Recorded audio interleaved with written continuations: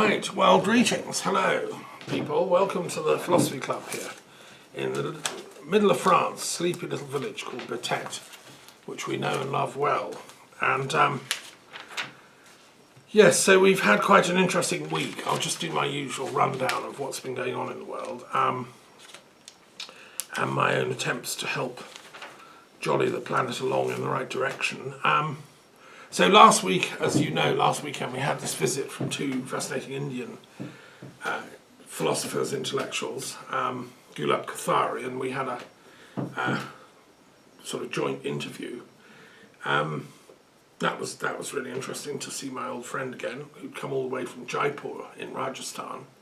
I think I bought this shirt in Jaipur in Rajasthan on one of my visits. It's really hot here in France, so you have to wear like Indian type clothes.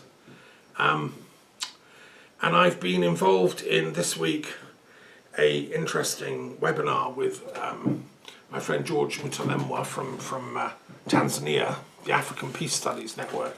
We had a very interesting, somewhat provocative lecture by I think a Nigerian scholar of peace who was kind of critiquing the media coverage of the Ukraine-Russian war. He's doing a PhD on it, and I just felt I pointed out that he was complaining that the media aren't being objective and presenting the whole picture. But unfortunately, he then presented an entirely Putinist analysis of the war. You know, it was all NATO's fault. Russia was forced to invade Ukraine, etc., which is a very is a slanted analysis, and you can find it on the Russian media. And obviously, it's all over the internet. So he's bought into that, and I pointed out, look, hang on, if you're doing a PhD on objectivity in the media, you can't then present one particular narrative. The problem with the war over Ukraine and Russia is, and it's exacerbated by this incredible social media, we all have pretty instantaneous access to everything, which has never happened before in history. So the global mind is very confused. We can access all these parallel and opposite truths, and because most people aren't educated enough to be able to discern and distinguish, they might fall into a rabbit hole of accepting one, absolutely, not realizing there's a contradictory truth. So, for instance, this guy in his talk, which was kind of anti-Western, anti-NATO, and anti-Ukrainian to begin with, showed no evidence of ever having studied or read anything about Stalinist history or what Russia did in Ukraine, the Holodomor, the mass extermination of 3 million people with deliberate famine, the human rights abuse that went on under Stalin's era, which is explaining why the Ukrainians broke for freedom when they did. No sign that he was even conscious of these historical facts. So I just felt, that one has to point these things out. I'm actually reading a book at the moment called Stalin and His Henchmen, which is a very detailed analysis by one of Britain's leading, Russian historians about who actually did the dirty work for Stalin. It's discovering people like Menjinsky and all these other thugs, actually, and brutal slayers and killers. And I've just finished a biography of Lenin, very detailed 600-page biography, showing that Lenin started the ball rolling. I was brought up to think that, yes, Stalin was bad, we don't like him, but Lenin was good, he was on the right track. But actually, if you go into it in detail, as I've just done, no, Lenin started the ball rolling. He was a vicious killer and a class warrior, and he set out to eliminate all of Russia's middle class and all of Russia's intellectuals that didn't buy into his worldview. And I mean mass slaughter them. I don't mean just ask them to reform. He began the idea of shooting them and mass firing squads. So Lenin has a lot to answer for, in my opinion. And what we're seeing in Putinism is the last swish of the tail of the scorpion of Leninism. Anyway, that was that. I attended that. And right at the end of his talk, I will give him the benefit. He did say, well, actually, it's Putin ought to withdraw from Ukraine. So he sort of backtracked. And he did say, well, no, I'm not a fan of Putin. So he sort of undid the damage that he'd done earlier on in his talk. I've also been involved in continuing work with the Delphic Games. I'm still the education coordinator for that, and coming up to the end of my 3rd year cycle. So I'll be stepping down from that role, but I will be playing a role in the Delphic educational world generally, and I'm going to be holding a meeting later on this month about that and announcing my plan. It's at the moment it's top secret, but I assure you it's really exciting. And I hope my friends will understand why I'm going to be doing it. Let me just say it's something to do with Delphi, which I'm sure people on this philosophy club know about the importance of Delphi as an oracle, as a centre of wisdom, and the origin of the saying "Know thyself." And it's where I think Greek philosophy owes a lot to Delphi, because we know that Orpheus was associated with Delphi. He was there, and we know that Pythagoras spent time there, and we know that everybody accepted Delphi's role in the Greek cosmos as the centre of wisdom. When I went there on pilgrimage back in the 80s, I had a very interesting experience too. So I've had my own encounters with Delphi. So then it was the opening conference of the World Congress of Philosophy in Rome on August the 1st, which I should have been at. But I cried off because basically it's so far to go and it's so hot. I just thought I didn't want to go and bake in Rome. I could do it from a distance. My Chinese friend went to Rome from here, so she's going to report back on the Congress, and my Russian friend couldn't go either. So, I've been to Rome many times, and I just felt I didn't have to go. But what I did do is organise the World Intellectual Wisdom Forum meeting on the 1st of August to honour the opening of the conference, which is on the theme of philosophy across boundaries. And to me, the reason I love philosophy is it is all about crossing boundaries. The great philosophers to me are the travellers. Pythagoras, who founded the term, was Phoenician Greek. He travelled all over Egypt, the Mediterranean, Babylon. He travelled into southern Italy, founded his academy in Crotona. And so he ended up teaching a kind of universalism, which he called philosophy, which he'd culled from all these different sources. And that, to me, is philosophy cannot stay just within narrow confines. It's always crossing boundaries, be they intellectual or geographical. So we had a good meeting about that on the 1st of August, online. And then I want to report a dream I had just a couple of nights ago, because I've been very minded of the troubles going on in England, this horrible stabbing that took place and children being killed in a dance class, for God's sake. Little children were stabbed by someone. And in return, some far-right mobsters have been taken to the streets and throwing stones at the police and burning cars and doing riots and things. So I've been researching into this and reflecting on it, and the whole thing is a very tragic situation. The micro details are that the chap that did it seems to be this Rwandan chap who was born in Cardiff in Wales, of Rwandan parents, called Axel Rudakabana, who was brought up in a Christian household. And why he would have done that, the court has to find out. He's under arrest. Obviously, I would say there's some sort of mental health issues going on. He's a 17-year-old. He was given a sort of Christian upbringing, so he has some knowledge of basic morality and ethics. You don't do that kind of thing. So why did, I don't know, was he high? Was it drugs? Was it he'd fallen in with the wrong crowd? Had he seen the wrong stuff on social media? It's up to the court to establish his motives and really try to give help, because a lot of kids in Britain and around the world are being weaponized by as I said, by the scary aspects of social media that can make everybody seem like an enemy if you're not careful. And there have been calls to really bring in some kind of censorship or some way of preventing the mass spreading of lies by social media, because it seems that right-wing trolls then took this tragic incident and blew it up out of proportion and turned it into a kind of racist hue and cry, which then led to mobs forming and attacking the police and stuff. And that's very sinister, and that was done by hard right people in Britain, who've come out of the woodwork. You know, when I was growing up in Brighton, there was always a thing called the National Front. A tiny, tiny percentage of people believed in Hitler and Hitlerism, and shaved their heads and wore, you know, funny clothes. And they were just a tiny little fraction of British society. Seems to me they've been totally exacerbated.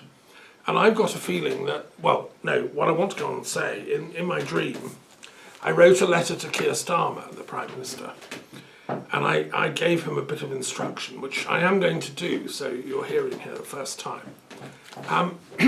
We know that this was exacerbated by Putin in order to get Brexit through the British mindset. What happened during the Brexit referendum was that anti-European racism was generated en masse on social media, and it turned out that Putin was having a factory of media trolls in St. Petersburg who were spreading hate messages throughout British Facebook and other social media forums. And they completely brainwashed the British public into thinking that all Europeans are horrible and all black people are evil and they're going to come and steal your jobs and money and can't be allowed to come into Britain, even though we've got, you know, a happily settled, large, you know, black population for many, many years. But it was a fake fear campaign dreamt up by Putin. And it took hold because it was done so skillfully. And it was actually a weapon, a cyber warfare attack on the British mind.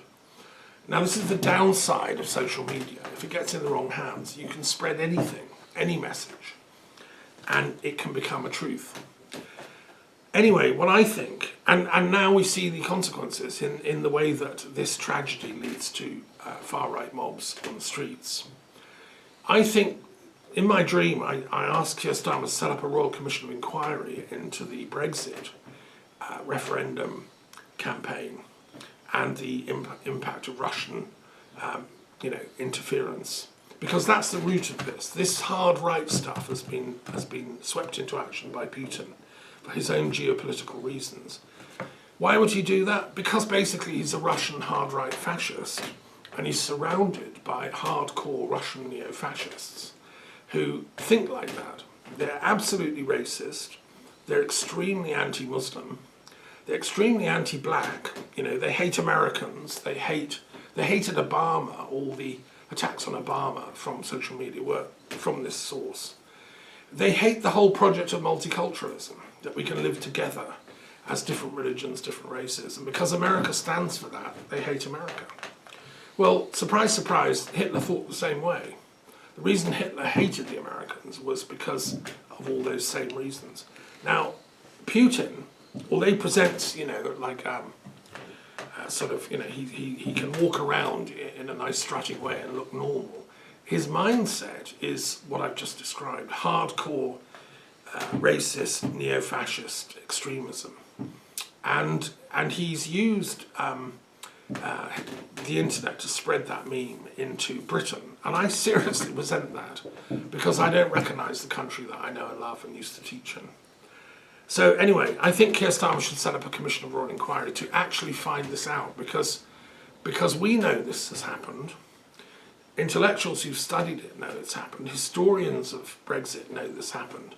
But the media has been complicit in saying, no, nothing happened, nothing to see here. And the Conservative Party deliberately suppressed all knowledge of this because they'd benefited from it. Boris Johnson and the other senior Tories who pushed Brexit through were literally in the pay of Russia. And they were assets of Russia, people like Dominic Cummings and Johnson. And so this is a scandal. Now, whether Keir Starmer would have the nerve, the courage, the audacity to actually ask for the truth here, well, I think he's got to, because otherwise this will go on and get worse and worse, because it's still going on now. You know, Putin won't stop this until it's exposed and countermeasures are then put in place. And this is my final point. We have to reinvent the media, the internet, so that this can't happen. And I don't know, how that can be done in the world of geekdom, but I believe that it can be, and that it has to be. Okay, so that's really what I've been up to this week. It's been, and then new guests have come to visit here, the museum, and others have left. So it's always nice to welcome new visitors. And the other thing to say is my Global Green University website's about to be revamped, and it's going to go live in a few weeks' time. I was talking to the geeks that run that, and so they'll be able to listen to all the stuff I've recorded over the years in a new luxurious app, which will be downloadable on your mobile phones. Wow. I don't understand it, but I was talking to the designer today about how it's about to go live. So you can listen to the commentary on the entire Quran, the books of Enoch, the entire New Testament, Das Kapital by Karl Marx. There's a huge amount of stuff out there which I've put years on. The Saint of the Day? You can also listen to the Saint of the Day there. Yeah. So, anyway, okay, that's what I've been up to. Let's just go around very quickly. Just tell us who you are, introduce yourself, and what have you been up to in the last little while? Yeah, I can go first. My name's Elena. I have come here just today, so this is really exciting to be a part of. But yeah, I'm from Washington, D.C. in the United States, and I've been traveling for the last 2 weeks around Italy and France now. So I am here for the next 2 weeks to help out with Thomas, and I'm really excited to be part of this. Great. And you've just been finishing a degree in anthropology? Yes, I just graduated with a degree in anthropology, cultural and socio. Right. That's great. That's going to come in handy to do some of the work we're doing here. Yeah, we're all anthropologists here. Great. Well, welcome, Elena. Yeah. What have you been up to, sir? En français, on peut... Le même? Vous n'avez pas visité Paris ou quelque chose? No. Well, welcome, Armel. Okay, so, right, the first thing we've got to do, very important to our philosophy club, is we're going to each choose a tradition from the periodic table. And we're going to talk about it and see, what light we can shed on it. Can we just get what goes with this? Okay, Elena, have you chosen one? Yeah, I was in between two. One I know a little bit about, one I don't know anything about. Okay. I don't know if there's a preference, but I was looking at the esoteric Freemasonry, co-masonry, because I don't know anything about it. Okay. Well, that's a good one. If you don't know anything about it, let's do that. Okay. Yeah. Okay. Have you got one, Amel? Oh, yes. Chinese legalism. Oh, no, we had that recently. We had that just recently. Do you remember? No, I don't remember. Yeah, we did. I didn't study my lessons. Dear, I have to get you writing essays on them.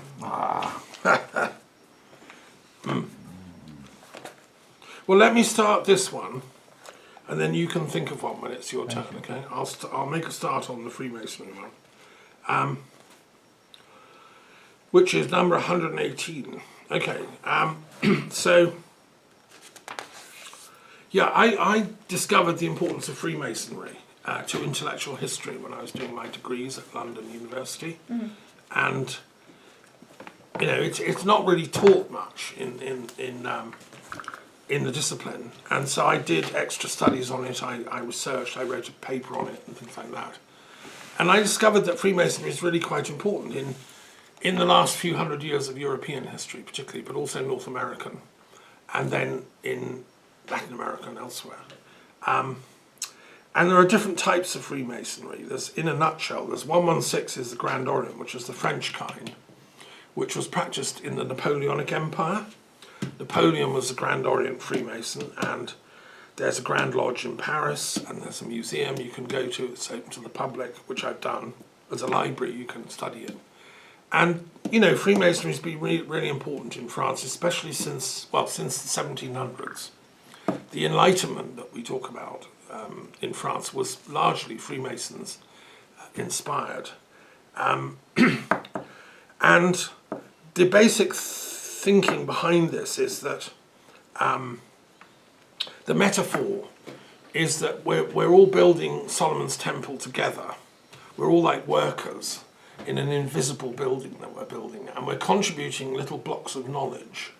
So in French Masonic tradition, you have to like write an essay, you have to do a contribution, like a thesis on, you know, virtue in Republican France in the 18th century or something, you know, and then you write that, it's presented and discussed in the lodge. So it's almost like a university thing.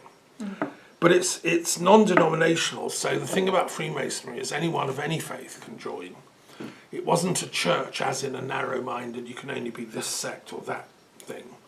It was open to everyone, and it came out of this deist idea in the 18th century that surely there's one God who's behind everything. If there is a God at all, that God will be universal. And so some of the great thinkers of Dutch, like Spinoza, in Britain, Sir Edward Herbert, and others, in France, Voltaire, they said, look, you know, there is a universal reality, we'll call it, and they came up with the phrase, the great architect of the universe, which is kind of neutral as to, it's not a name, it's more like a station, the great architect. And in fact, it had been used in Islamic circles, that metaphor. There were lodges in Istanbul, Sufi lodges, that used that term. And it's also been used in Jewish and Kabbalistic circles, God as the great architect. So they got together, and in France it became a thing. It still is. It's quite an important thing. But it was initially reserved only for men. So in the 18th century, at the courts in France, the higher aristocracy, nobility, were happy to join these clubs and discuss philosophy, but the women weren't allowed in. Hold that thought. In the other school across the channel in Britain and America, we have what's called deist Freemasonry, which is 117. And their belief in a supreme being, a God figure, is mandatory. You can't join those lodges unless you swear an oath to that. Again, women weren't allowed to join.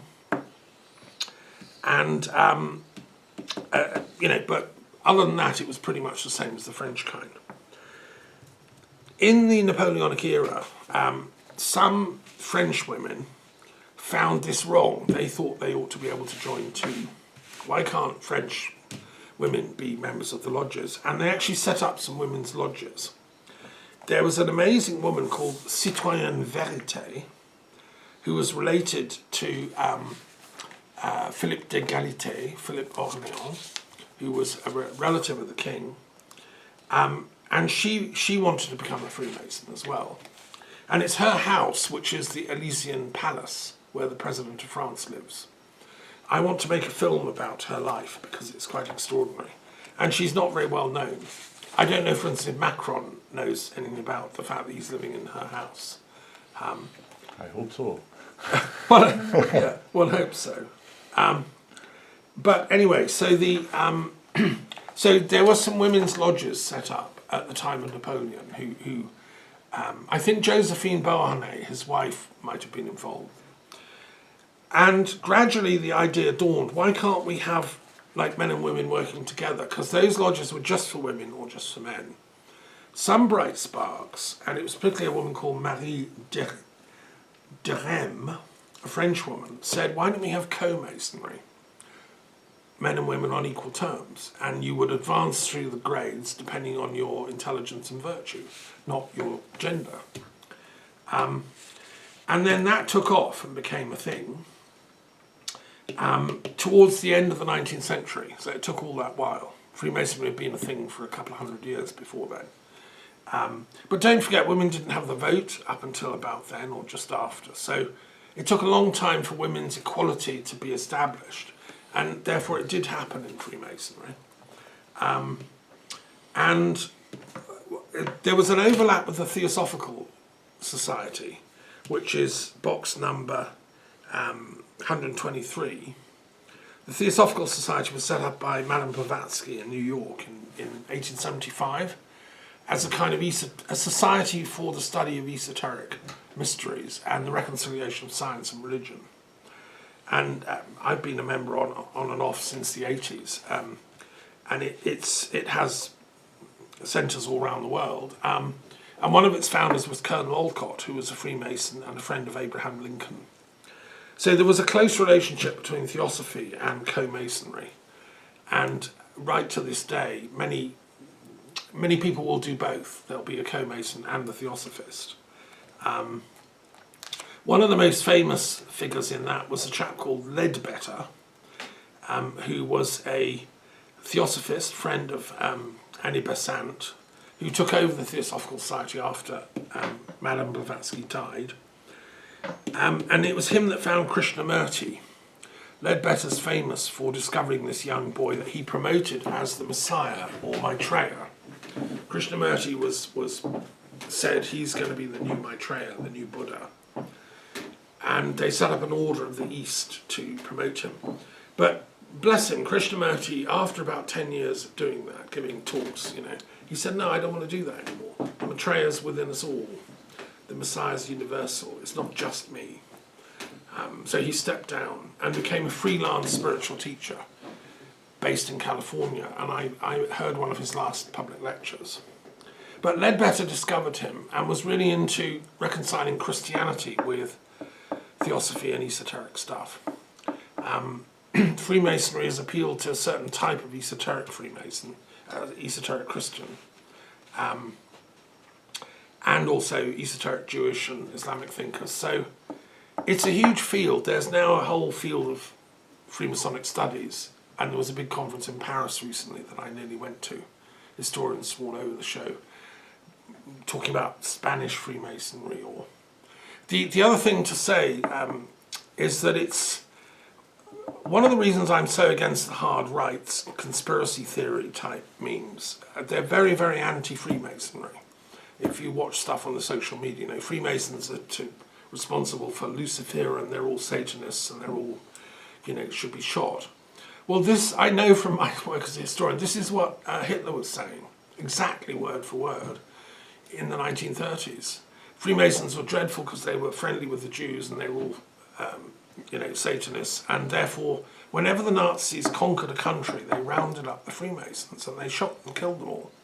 Here in France, they were persecuted and murdered, and in Czechoslovakia, and also in Spain. Franco hated Freemasons, and he wrote a book about them, said they're all devil worshippers, and hunted them down. Whenever they captured a Republican town in Spain, they rounded up the Freemasons and shot them. Now, I'm a man of moderate intellectual moderation. I don't believe in violence is the way to win arguments. And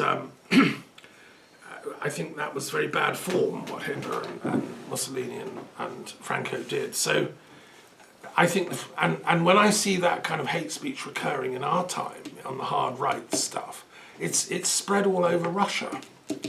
And by the way, it was there in Lenin and Stalin. They hated Freemasons too, and they proscribed them, and they banned them from Russia. Because what the Bolsheviks were trying to do was to institute a society where there is no freedom. There is no freedom of thought. Free intellectuals were banned from Russia. My biography of Lenin shows that. You either join us, or we kick you out of the country, or we shoot you. That's your choice. And if you were very dangerous, there was no choice. It was just being shot. Whereas the thing I like about Freemasons is they're mavericks. They're one-of-a-kinds. People like Montesquieu, people like Voltaire, people like Thomas Jefferson, people like Benjamin Franklin. They were some of the inventors of the things we take for granted, like electricity. And they did so because they were geniuses, polymaths. So I'm on their side, opposed to these sort of mob hooligans that are anti-intellectual. So anyway, there's co-Freemasonry. And I estimate there's probably only about 500,000 people in the world that follow that. I'm sure there are lodges in Washington, D.C. And there have probably been about 2 million in history so far. Does that answer some questions? Yeah, it does. Okay, good. Okay, have you chosen yours yet? Yes. It's about eco-philosophy. Oh, okay, Because Yeah. I tell you why I chose this one. yeah. I would like to understand what kind of religion, if there is, leads the thoughts of the World Economic Forum in general. What do they believe in to prepare the future? They are working hard on it. They gather very bright people, like the Yuval Noah Harari, for example. But it's just an example. Other people as well. Sure. But I'm questioning about that. So I thought maybe this eco-philosophy We'll be a way into that. Yes. Yeah, okay. Good. Well, thanks for choosing that. That's good. Yes, really, we should rename that box. I was looking at this, thinking about this week. It should be eco-philosophy and ecology, because that box also deals with ecological sciences, not just pure philosophy, as it were. Because there isn't another box that does ecology and ecological sciences and stuff. So it's actually in there. And that's a hugely important topic. I mean, I got interested in this as a philosopher, as an eco-philosopher, when I was starting out to try and think, well, where do I stand in relation to all the problems of the world, and which group am I with, you know?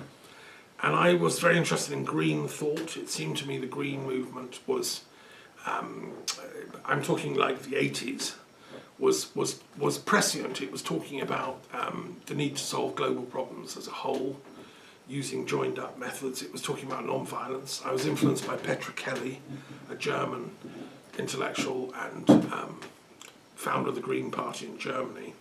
I went to the Green Party annual conference here in France, in Paris, in the 80s. And I was a member of the Green Party in Britain, and I worked with a chap called Henryk Skolimowski, who was a philosopher from Oxford. He was a Polish philosopher. I met him at Dartington, where there's a Schumacher College, which does... Schumacher was one of the founders of the green intellectual community in Britain. He was an economist who wrote a book called Small is Beautiful.